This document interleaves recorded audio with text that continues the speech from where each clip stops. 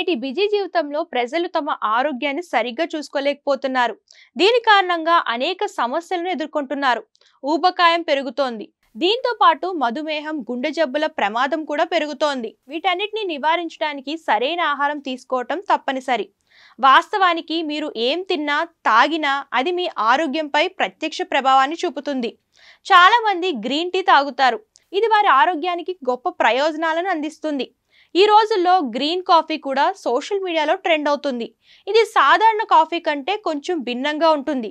కానీ ఇప్పుడు ప్రజలు దీన్ని తమ దినచర్యలో భాగం చేసుకుంటున్నారు. ఫిట్నెస్ ను జాగ్రత్తగా చూసుకునే వారిలో గ్రీన్ కాఫీ తాగే ధోరణి ఎక్కువగా కనిపిస్తుంది.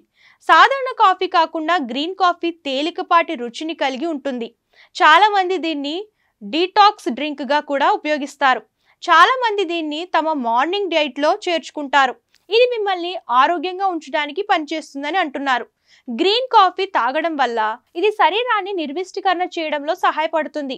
యాంటీ ఆక్సిడెంట్లు అధికంగా ఉండడం వల్ల ఇది చర్మం, జుట్టు మొత్తం ఆరోగ్యాన్ని మెరుగుపరుస్తుంది. గ్రీన్ కాఫీలో యాంటీ ఆక్సిడెంట్లు పుష్కలంగా ఉంటాయి. ఇది వాపును తగ్గించడంలో సహాయపడుతుంది. రక్తనాళాల సరైన పనితీరును నిర్వహిస్తుంది. రక్తనాళాలు ఆరోగ్యంగా ఉన్నప్పుడు గుండె జబ్బుల ప్రమాదం కూడా తగ్గుతుంది.